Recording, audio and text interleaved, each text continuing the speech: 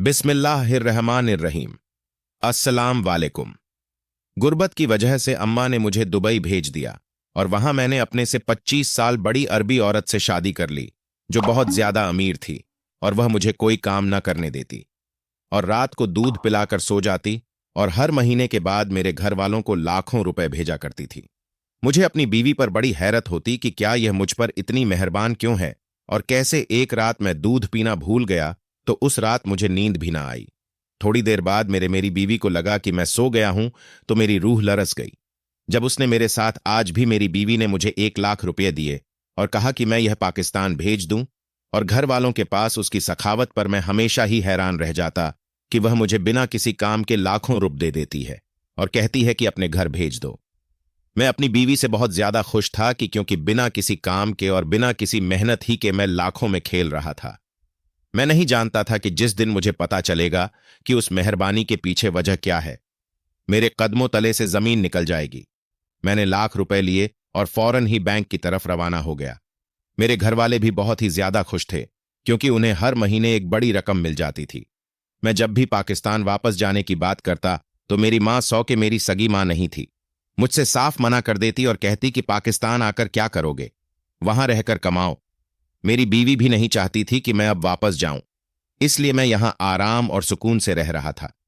मैं जब भी वापस जाने की बात करता तो मेरी बीवी नोटों से मेरा मुंह बंद कर देती थी और कहती कि वो मेरे बगैर नहीं रह सकती। वो मुझसे उम्र में 20 साल बड़ी थी। पहले मैं पाकिस्तान से मुलाकात के सिलसिले में दुबई आया था। यहां आकर मुझे कोई सही काम ही ना मिल रहा था और जिस दिन मैंने वापस आने का इरादा किया तो अचानक ही सड़क पर एक औरत की गाड़ी से टकरा गया जो अब मेरी थी, और वहीं से मेरी किस्मत पलट गई और लाखों में मैं खेल रहा था। बेहतरीन घर में रहता और पैसों की कोई कमी नहीं थी। मुझ पर ऐसा इंकसाफ हुआ कि जब मैं अपनी बीवी से टकराया, उसने मुझसे पूछा कि क्या बात है, मैं परेशान हूं। और जब मेरी परेशानी की वजह पूछी तो मैंने उसे बताया कि मुझसे पैसों का मसला है। उसने कहा कि मैं अकेली हूं, मुझसे शादी कर लो, मैं तुम्हारा सारा खर्चा उठाऊंगी। परदेश में उससे अच्छी बात क्या हो सकती थी कि मुझसे बीवी भी मिल जाती है और पैसों का मसला भी हल हो जाता है। मैंने बिना सोचे समझे ही फौरन उससे शादी कर ली और यूं वो मुझसे हर महीने घर बेचने के लिए लाख दे दिया करती थी। मैं कभी कभी बहुत हैरान होता कि वह मुझसे कोई काम नहीं करवाती और ना ही मुझे कुछ करने देती है। मैं सारा सारा दिन घर में रहता हूं और वह खुद कामकाज करती है। कभी मुझे कुछ नहीं कहती बल्कि मेरी खिदमत भी करती है और रात होते ही मुझे बिस्तर पर दूध तक लाकर देती है। अपनी किस्मत पर हैरान होने के साथ साथ बहुत खुश भी था। सारा दिन घर में रहने की वजह से भूख भी बहुत कम लगती थी। कुछ दिन पहले वह रात को मेरे लिए दूध का गिलास लेकर आई तो मैंने उसे पीने से मना कर दिया क्योंकि मेरा पेट भरा हुआ था। लेकिन वह जिद करने लगी कि मुझे दूध पीना पड़ेगा और जब तक मैंने पूरा गिलास खत्म न कर लिया वो मेरे सर पर ही खड़ी रही। थोड़ी ही देर में मुझे नींद आने लगी और अगले दिन भी उसी ने ऐसा ही किया। मेरे लाख इनकार के बावजूद वो मुझे दूध पिलाकर ही मानी। मेरी समझ में भी नहीं आ रहा था कि वो क्यों जबरदस्ती मेरे पीछे लगकर दूध पिलाती है। मेरी बीवी उम्र में मुझसे 20 साल बड़ी थी, लेकिन मुझे उसकी उम्र से कोई मसला नहीं था। वह भी बिना किसी काम के मुझे इतने पैसे दे रही थी कि मुझे तो उसकी उम्र और उसके सफेद बाल भी नजर आना बंद हो गए थे। रात होते ही वह आज भी दूध का गिलास पकड़कर मेरे सामने खड़ी थी। मुझे नहीं पीना यार, रोज रोज पीकर मेरा जीभ मतलाने लगा है। मैं आज बिल्कुल भी दूध पीने के मूड में नहीं था, लेकिन यह दफा अपनी जिद पर अड़े मैंने कहा, ठीक है, यहां रख दो, मैं पी लेता हूं। वह मुझे घूरने लगी। मैंने उसे यकीन दिलाया कि मैं पी लूंगा, तुम परेशान ना हो। वो जैसे ही दूध रखकर कमरे से निकली, मैंने फटाफट से सारा दूध बाथरूम में बहा दिया और वापस अपनी जगह पर आकर लेट गया। मुझे यह जानना था कि वह दूध पिलाने पर इतना जोर क्यों देती है। थोड़ी देर के बाद जब वह कमरे में आई तो आते ही उसने दूध का खाली गिलास चेक किया और मैं आंखें बंद किए सोने की भरपूर एक्टिंग कर रहा था। उसने एक नजर मुझ पर भी टाली और बिस्तर पर आकर बैठ गई। कुछ देर के बाद उसने जो किया मेरे लिए एकदम गैर यकीनी था कि मेरी रूह तक कांप उठी। जब उसने, हम 2 भाई और 8 बहनें थीं, कि मेरी मां ने मां के सर पर बेटियों की शादी की फिक्र सवार थी और हम किराए के घर पर रहते थे और घर में बहुत तंगी थी, कि एक दिन हमारे जानने वाले एक आदमी ने अम्मा को कहा कि वो मुझे बाहर के मुल्क भेज दें तो अच्छी आमदनी हो जाएगी और हमारे सारे मसले भी हल हो जाएंगे। उसने अम्मा से 1 लाख रुपये लिए और मेरे दुबई जाने की सारी कार्रवाई अम्मा ने अपनी सारी जिंदगी की जमा पूंजी मुझ पर लगा दी थी और अब बस वो यही चाहती थी कि मैं दुबई जाते ही उन्हें पैसे भेजना शुरू कर दूं। जब मैं दुबई आया तो मेरे पास कोई नौकरी नहीं थी, हर जगह खार हुआ और जब मैंने वापसी की बात की तो अम्मा ने मुझे बहुत जलील किया। वह नहीं चाहती थी कि मेरी बीवी, जिससे मिलकर मुश्किलें हल हो गई थीं, अब मेरी मां भी मुझसे बहुत खुश थी। मेरी 4 बहनें भी शादी करके अपने घरों में जा चुकी थीं। मेरी बीवी मेरे सोते ही मेरे पास आई और उसने मेरे साथ वह सब किया जो मैं सोच भी नहीं सकता था। वो 2 घंटे तक मेरे साथ मेजोर सोने की सिर्फ और सिर्फ एक्टिंग कर रहा था। अपनी जगह साकेत लेटा था। डर था मैंने अगर सांस भी ज्यादा जोर से ली तो वह समझ जाएगी कि मैं जाग रहा हूं। मैंने खुद पर काबू पाया और उसके आगे ऐसे ही पड़ा रहा जैसे सो रहा हूं।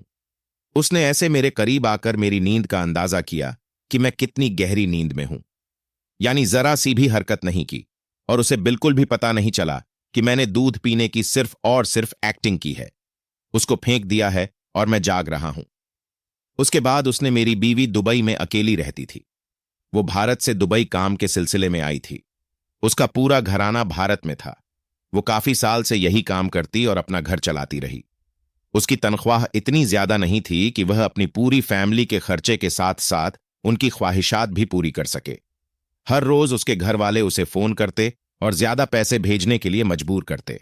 वो बहुत तंग आ चुकी थी और वह 3-3 नौकरियां करने के बावजूद भी वह अपने घर वालों को मुतमाइन नहीं कर पा रही थी। एक दिन हालात से तंग आकर उसने एक अमीर शेख से शादी कर ली। उस वक्त वो बहुत जवान थी, इसलिए शादी करके उसे पैसे घर सब कुछ दे दिया गया।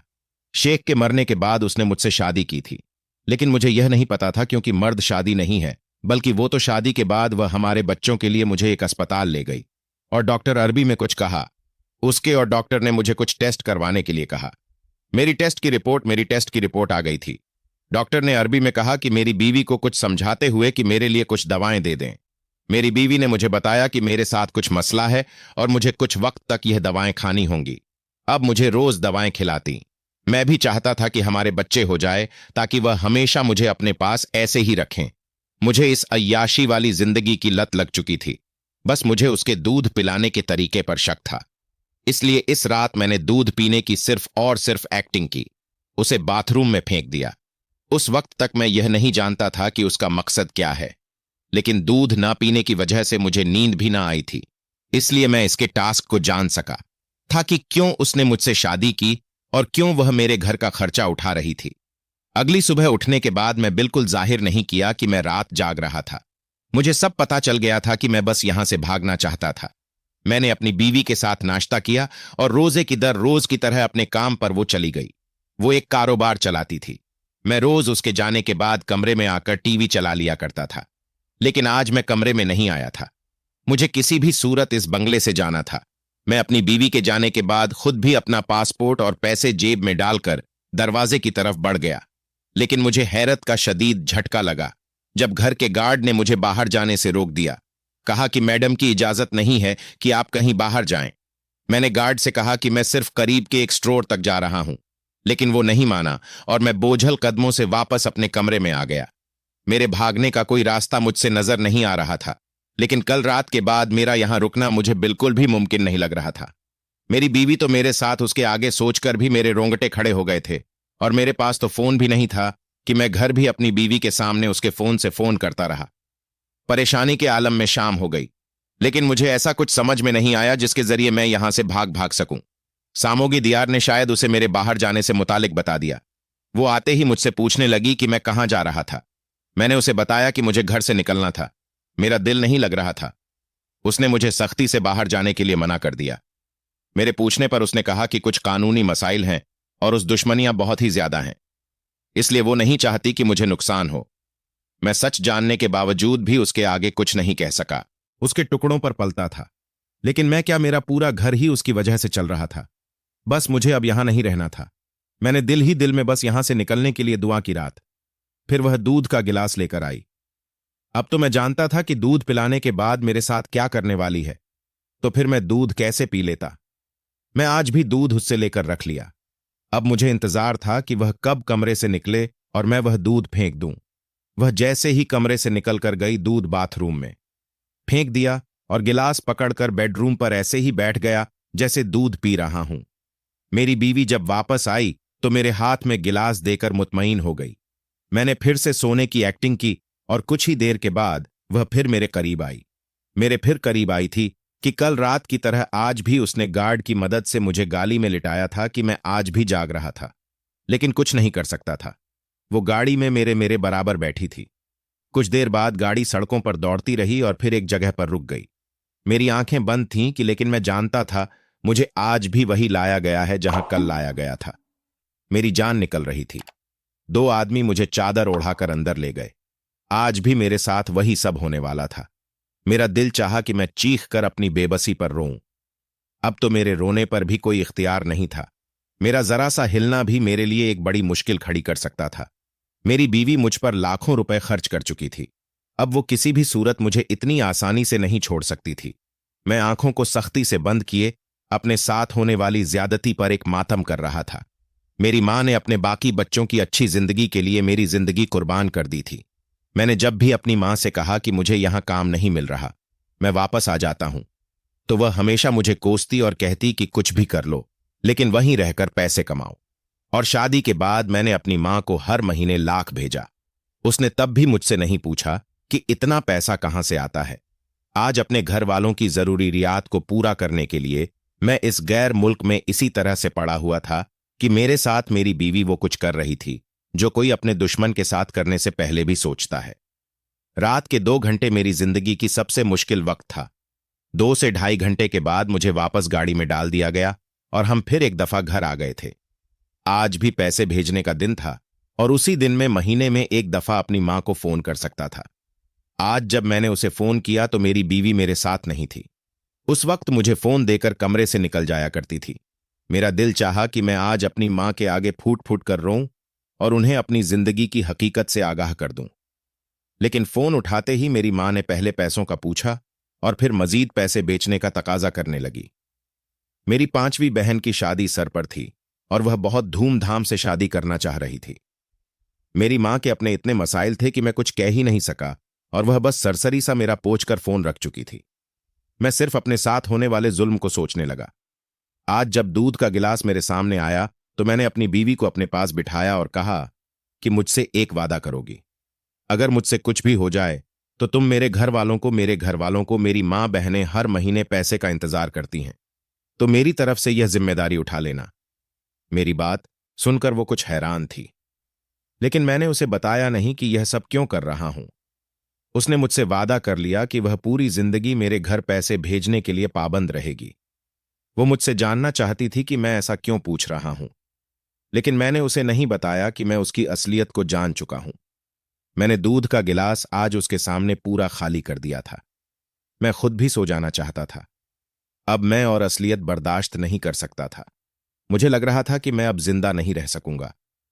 यह रात मेरी जिंदगी की आखिरी रात थी और उसे मैंने अपनी मर्जी से सुना था, क्योंकि मेरी जिंदगी से ज्यादा मेरी मौत उनके लिए फायदेमंद साबित होती। अम्मा भाई का फोन आ रहा है और वो फोन लेकर अम्मा के कमरे की तरफ भाग गई। अम्मा भाई से कह दो कि अगर मेरी शादी के लिए ज्यादा रकम नहीं भेज सकते तो हमसे बात करने की भी जरूरत नहीं है। मैंने अम्मा को फोन उठाने से पहले ही अपनी बात कह दी थी। अम्मा ने जैसे ही फोन उठाया तो आगे से किसी ने मां को भाई के मरने की खबर सुनाई और यह बताया कि अब हर महीने उन लोगों को 1 लाख रुपये के बजाय लाख रुपये मिले करेंगे। अम्मा काफी देर रोती रही और फिर उन्हें सब्र आ गया। एक बच्चे को कब्र कुर्बान करके वह अपने 9 बच्चों की जिंदगी बसा चुकी थी। अम्मी ने आंसूस पोंछ लिए थे। भाई के मरने के बाद भी हमें मुस्तकिल रुपये लाख महाना मिलते रहे।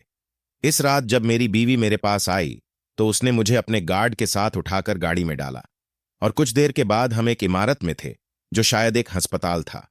एक छोटा सा शहर से हटकर बना हुआ था। मेरी बीवी मुझे औलाद के लिए इलाज की गरज से इसी अस्पताल में लाई थी। यहां मुझ पर इंकसाफ हुआ कि मेरा कुछ दिनों बाद ऑपरेशन होने वाला है। इत्तेफाकन से एक डॉक्टर उर्दू में बात कर रहा था जो मुझे समझ आ रही थी। मुझे पिछले कुछ दिनों से यहां रोज लाया जाता और मेरे मुख्तलिफ टेस्ट हो रहे थे। मेरे टेस्टों का ताल्लुक हरगिज भी औलाद के होने ना होने से नहीं था, बल्कि मेरे तो जिस्म के सभी आजा का टेस्ट हो रहे थे।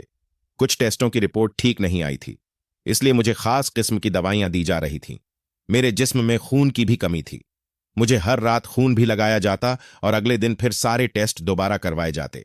मुझे अभी तक सही तरह से पूरी बात समझ में नहीं आई थी कि मुझे किस मकसद के लिए यहां लाया गया है और कौन सा ऑपरेशन होना है, क्योंकि यह तो मैं अच्छी तरह समझ गया था कि बात औलाद की नहीं है, बल्कि असल मामला कुछ और ही है। अगली ही रात यहां आने के बाद मुझे यह भी पता चला कि मेरी बीवी का और उसके पहले शौहर का एक बेटा था, जो मेरा ही हम उम्र था। यह बात मेरे लिए बहुत शदीद झटके का बायस थी। मेरी बीवी ने मुझे यही बताया कि उसके पहले शौहर से कोई औलाद नहीं थी और इसीलिए अब वो जल्दी औलाद चाहती है। उसके बेटे के लियोर में कुछ मसला हो गया था और मैं भी कितना बेवकूफ था जो अपनी बीवी की मेहरबानी समझ रहा था। मैं भूल गया था कि हर काम की एक ना एक कीमत जरूर होती है। मुझे कीमत अदा की जा रही थी, बस काम लेना बाकी था। जब मैं अपनी बीवी की गाड़ी से टकराया और उसने मेरी मजबूरी जानी। उसने एक मंसूबा बनाया जो मुझे बिना बताए ही मेरा लेवर अपने बेटे के को दिलवाने के लिए था। उसने मुझे सिर्फ अपनी शादी के बारे में बताया, अपने बेटे के बारे में कभी नहीं बताया। शादी के बाद वह मुझे औलाद का कह कहकर डॉक्टर के पास इसलिए लेकर गई थी कि ताकि मेरा ठीक तरह से चेकअप करा सके। मुझे अरबी नहीं आती थी, इसलिए उसने उस बात का फायदा उठाया। अब जबकि मेरी सारी रिपोर्ट्स ऑपरेशन के लिए बिल्कुल ही ठीक आ गई थी, तो किसी भी दिन मेरा ऑपरेशन किया जाना था। मेरी बीवी तो यह सब गैरकानूनी तरीके से कर रही थी, इसलिए रात के अंधेरे में भी बेहोशी की हालत में अस्पताल मुझको लाया जाता। अब जबकि मैं सच जान चुका था तो मैं यहां से भागना चाहता था, लेकिन मेरी आजादी के सारे दरवाजे बंद हो चुके थे और सबसे बढ़कर मेरे घर वालों को भी मेरी जरूरत नहीं थी। उन सब के लिए मैं बस एक नोट बनाने वाली मशीन बन चुका था। फिर भी मैंने यहां से भागने की भरपूर कोशिश की, लेकिन मैं भागकर जाता भी तो जाता भी कहां। इसलिए आखिरी रात मैंने अपनी बीवी से पैसे घर बेचने का वादा ले लिया। मैं जानता था कि उसे पैसे की कोई कमी नहीं है, वो लाजमी मेरे घर पैसे भेजेगी। मैंने अपनी मर्जी से अपनी मौत का रास्ता चुन लिया था। दूध पीने के फौरन बाद मैंने एक खत पर सब कुछ लिखकर अपने सामान के अंदर रख दिया था, कि जिसमें मैंने साफ साफ लिखा था कि मैं सच जानने के बावजूद भी अपनी बीवी के बेटे को अपना लेवर देने के लिए राजी हूं। यह खत मैंने अपनी बीवी के नाम लिखा था कि वह मेरे घर वालों को पैसे भेजना ना भूले। मुझे अभी अपने घर वालों की भी फिक्र थी, इसलिए कि मैंने खत में दोबारा लिखा कि मैं जानता था कि मेरे मरने के बाद मेरा सारा का सारा सामान खोला जाएगा। मेरी बीवी तक यह खत जरूर पहुंचाया जाएगा। एक वह मां थी जिसने अपने बेटे को बचाने के लिए मेरा इस्तेमाल किया, और एक वह मां थी जिसने पैसों के इवज मुझे एक गैर मुल्क में तन्हा छोड़ दिया। मेरी मां ने कभी एक भी दफा नहीं कहा कि बेटा वापस आ जाओ, नहीं रह सकता वहां, तू घर वापस आ जा। बस इसी सोच ने मुझे यह फैसला करने पर मजबूर कर दिया कि मैं इसी मां को उसके बेटे की जिंदगी तोहफा कर दूं, जो अपनी औलाद के लिए तड़प तो रही है। मेरी सौतेली मां भी अपने बच्चों का भला चाहती थी। बस एक मैं ही था जिसकी जिंदगी सबसी जिंदगियों से बदल सकती थी। मैंने वो कदम उठा लिया जिसके बारे में कोई इंसान सोच भी नहीं सकता था। कभी कभी पैसा जान से ज्यादा कीमती होता है और कभी कभी जान पैसे से ज्यादा कीमती होती है। मेरी बीवी के लिए उसके बेटे की जान पैसों से कहीं ज्यादा कीमती थी, और मेरी मां के लिए मेरी जान से कहीं ज्यादा पैसा जरूरी था।